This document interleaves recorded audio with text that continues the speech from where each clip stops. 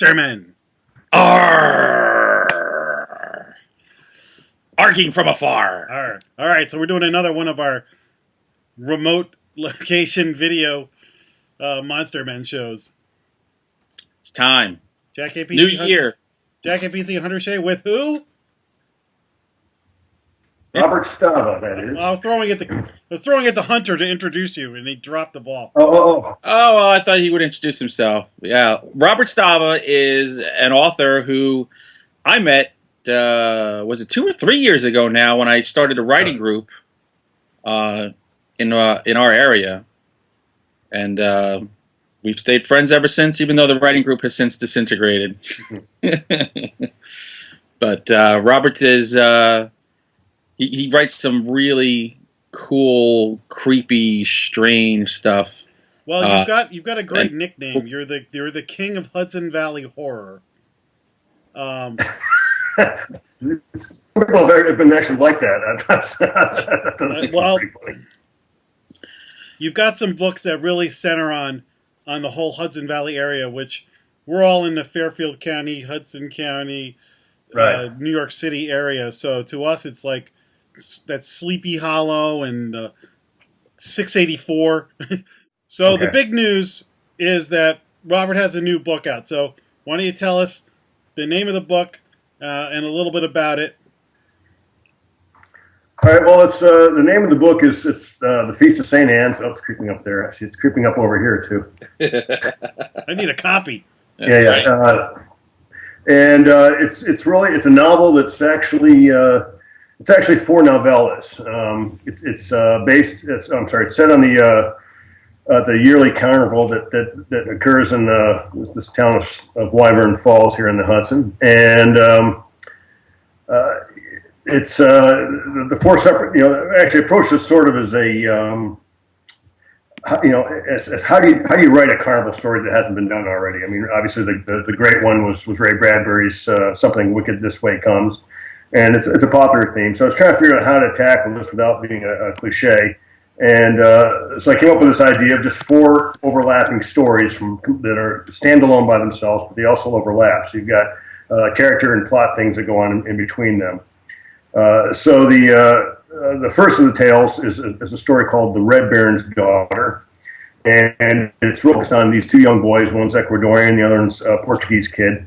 And they get tangled up with this sort of fortune teller, and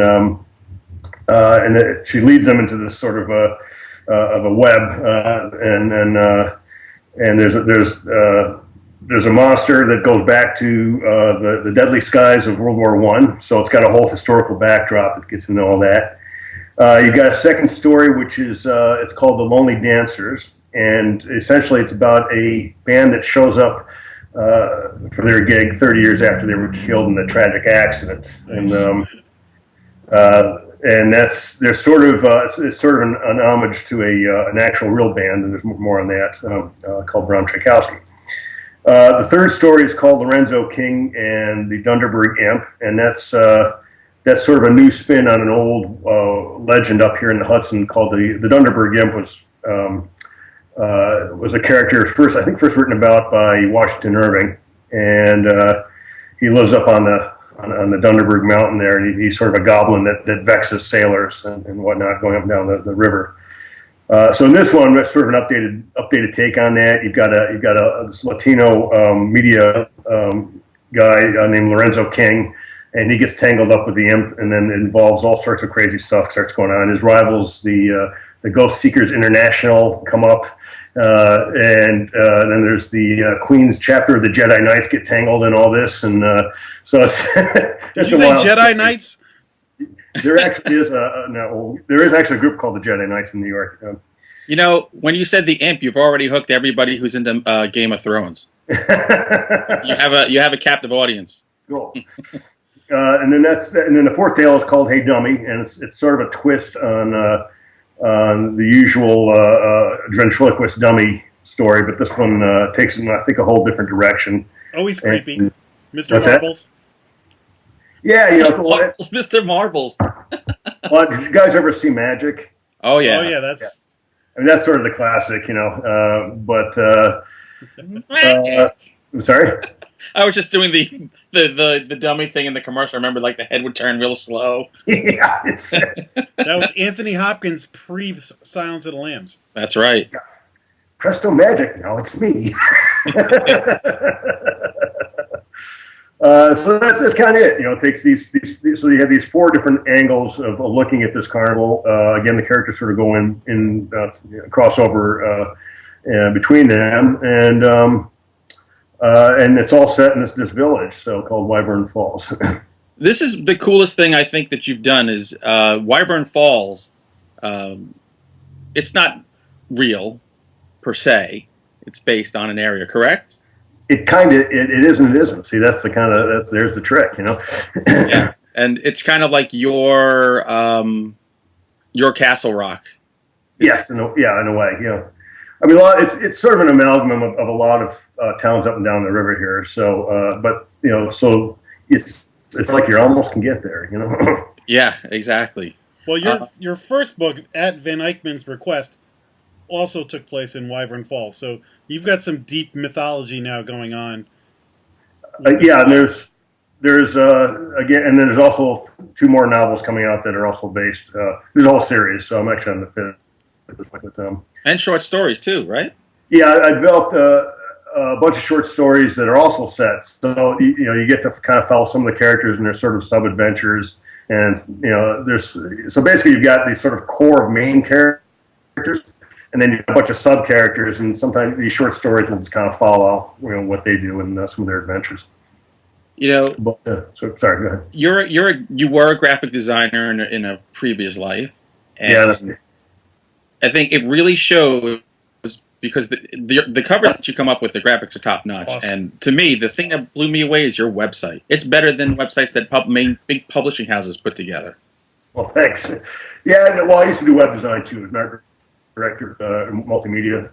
I originally thought I was going to be a book designer, and oddly enough, one of the first book designs I did back in 1990 was for a fictional book called At Van Eyckmann's Request, and it took me 20 years to write the novel to go with it. But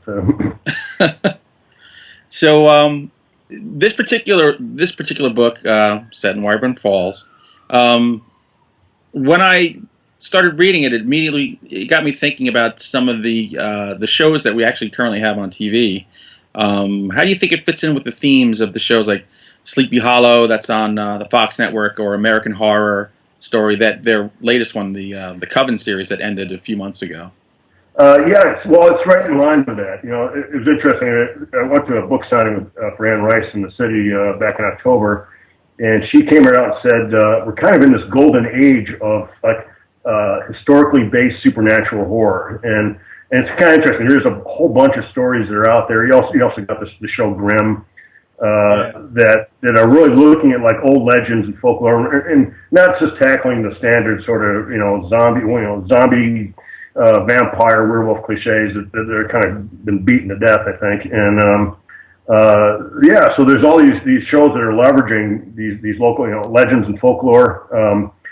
The Witch's Coven, American Horror Story Coven is actually based on real characters in New Orleans. And I'm trying to think. The Sleepy Hollow, of course, is I don't know what it is. It's sort of it's Washington Irving mixed up with Da Vinci Code with all kinds of stuff. But it's great. I mean, it's got all this historical stuff in there. Do you watch Sleepy Hollow? Yeah, we've been I've been watching it. It's as a Hudson Valley guy, are they actually going to real locations, or are they like filming that thing in Oregon? It's funny, they're not. The opening credit actually is Sleepy Hollow. Like those overhead, and whenever they show overhead shots, that's really is Sleepy Hollow. So the exteriors and establishing shots are. Yeah, right. Just the establishing shots. But unfortunately, they're not. They're shooting the real show down in North Carolina someplace, which is kind of unfortunate because they really could shoot it in Sleepy Hollow. I mean, there are television shows. The following was shot up here in Ossining, actually. Yeah. So they do shoot up here, but for whatever reasons, they decided to do it down south. Taxes. Yeah, probably. Yeah, the first time I watched an episode, I said, "Where is this, in Halifax? This is in Sleepy Hollow." Yeah, no, it doesn't even look like Sleepy Hollow. I mean, the Hudson Valley has a real specific look to it. Exactly. Where are some of the scariest places in the Hudson Valley that you've been to, or spookiest? I'm sorry? What are some of the spookiest places in the Hudson Valley? Well, the thing is, I get out, I bike a lot, I run, all kinds of things, and there's places all up and down here. I mean, you've got abandoned buildings even here in Ossining, go up to Peekskill. There's old mansions. You've got Lyndhurst Manor down Sleepy Hollow. You've got the old Dutch Church. I mean, that's right there. And of course, you've got Sunnyside, which is Washington Irving's house, which is just a few miles south, of Sleepy Hollow. So, but and then you've got all the cemeteries and if you just drive up and around, you find all these just cool things. I mean, if you go up towards Garrison, there's a great building called Castle Rock. It's a mansion that looks right out of Wizard of Oz. It's like right up there on the top of this hill, and I actually use that as a scene in one of the stories actually in the current novel. Let me tell you, Robert has something that I don't have. He has endorsements from major authors. I mean, I know that you got an endorsement. I know you've talked back and forth to Michael Marshall Smith. Yeah. But you have to tell people about Anne Rice. Robert has a really cool story about Anne Rice, which is like a monster man. You can't not talk about meeting Anne Rice. So, Robert, tell us about that. Well, over the summer, I was getting frustrated with some of the progress I was making getting published and dealing with a bunch of editors. And so I shot her off an email one day because just sort of complaining about the fact that it seemed like a lot of the responses I was getting were, call us when you're famous kind of a thing, and we'll be happy to work with you. And so I shot her this email, and then to my shock, about an hour later, she just wrote me back. So I guess she was having a slow day or something. But and she just said, if I were you, I'd self-publish. And that's what she said. Actually, that's what she would be doing probably if she was just starting her career at this point. So. Because there's so many changes going on in the industry right now, and there's just a lot more opportunities. So, yeah. So she, and we exchanged a few emails since, and she's just been very, very nice and very encouraging. With just tough it out and keep going. And then she did a book signing tour this past fall, and when she was in New York. Swung down to, I told her I'd bring her by a copy of The Feast of St. Anne. And so I was able actually to hand it off to her. And that's awesome. Well, so far she said she liked the cover. So hey, it is a great cover. Halfway there. Yeah. Now, in The Red Baron's Daughter. Yeah. Any mention of Snoopy? No Snoopy. It's funny because people have this concept of things. One of the themes of that story is that people have this sort of concept of the Knights of the Air and this whole noble thing about World War I aces, and it was really a horrible thing that really went on there, and that's one of the darker truths. There was nothing noble or nothing knightly about any of the stuff they're doing. There's the average life expectancy of a pilot during then was about 2 weeks. If you're lucky. So. And a lot of these guys just broke up and went nuts. So that's kind of part of the theme of the story is about one German pilot who will do anything to avoid death. And that's sort of what starts the whole kernel of this story. Yeah. As a fellow writer, and you and I both, I'm sure we read a ton. I know you've talked about how much you read. And yeah. I think my house is completely made of books now. Hunter reads more than anybody else I know. In fact, Jack, you should be reading right now. I need you to. As soon as I hang up, I'm reading. What is it with horror writers and the fascination with carnivals? Yeah, isn't it? I think because it's all the glitz and the bright lights and it's the kind of thing that it's a fiction, but you just want to believe it. No. I'll give you two things: clowns and carnies. Carnies are good. Carnies are creepy, yeah. And also, as a teenager, that's usually where you got your first maybe, hint of boob in your hand, maybe behind one of the carny stalls. Oh, yeah. Well, I don't know about you guys, but where I grew up in the Finger Lakes, the carnivals defined your whole social network for the summer because we used to they used to move around from town to town. So, so there was probably about 5 main carnivals we would hit through the summer, and those were the events where you you got your first beer and you got, your first feel and you were, all those kind of things, Well, that's it. It's like when you're a little kid, it's a magical place. You go on rides, eat cotton candy and all that. Then as you start to get older, suddenly it becomes this darker, seedier, more, forbidden thing, It's about coming of age in the darkness and the seediness, It's you get out of the house. Mom, I'm going to the carnival. Yeah. And then you're, out of the house on a weeknight, Mm-hmm. Well, yeah, and the thing is that, the carnivals upstate were like,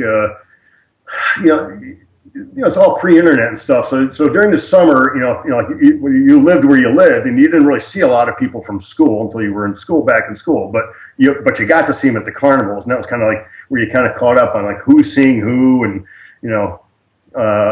all those kind of things that are of monumental importance when you're a young teenager. Oh yeah, I watch it with my kids now. And also you always had the haunted house ride or something like that. Oh yeah. Yeah. Mandatory. So, Robert, where can people get your book, and in what kind of formats is it? I'll say The Feast of St. Anne. Yeah. Right here. It's available paperback and on Kindle through Amazon, or we've been doing some live book signings, so you can always get it there. But I'd say Amazon is probably your best bet right at this point. You have to give a shout out to your incredible website. Oh, yeah, and go to the website. It's www.wyvernfalls.com. So that's WYVERN Falls. And post it, right? Literally, it is one of the best websites you're going to see that a writer has out there. Oh, thanks. Yeah, it doesn't really make a lot of sense until you probably read the second novel, because you'll see a lot of the graphics and imagery sort of reference those. So once you get through those stories and you go back to the website, a lot of those images will make sense. You'll see pictures of like the Red Baron's daughter and the Hey Dummy and all those kinds. Your website's so cool though, because when I met you, when you were doing that Van Eyckmann's request, I went to your website and there was imagery of World War II planes and ventriloquist dummies, along with the Van Eyckmann cover with that face and everything. Your website sets such a mood, and what the hell is that? I got to know what that is. So we got to get you to do some Monster Men graphics for us. Sure. Yeah, really. Yeah. No, I'm happy to help you out. I mean, I just like doing the things that just creep me out, We got to do some road trips to some cool, creepy places. Well, yeah, actually, and I'll tell you, there's some really good ones up here. And there's also, in addition to the creepy stuff, there's you've got some cool historic stuff. You've got like the old Rhinebeck Aerodrome where they actually fly those planes. Oh, wow. You can see World War I biplanes. You can get in one and fly in one if you want to. Yes. Worth it. Yeah, and you gotta get a scarf and goggles. I'll watch you from the ground. Be like the guy in Kingdom of the Spiders.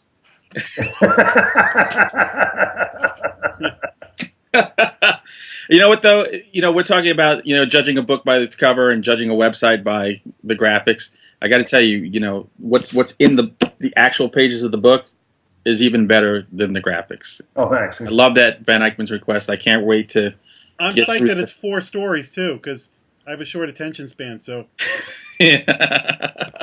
That's kind of the idea. I figure if you get tired of one story, you just bounce over to another one. Everybody, you got to check these books out at Van Eyckmann's request, and the newest one, The Feast of St. Anne's. Go to wherever books are sold and go get yourself a copy right now. Seriously. Leave a review on Amazon and then come over to the Monster Man Facebook page and tell us how you liked it. Excellent. All right. Thanks for coming on, Robert. Well, thank you. Yeah.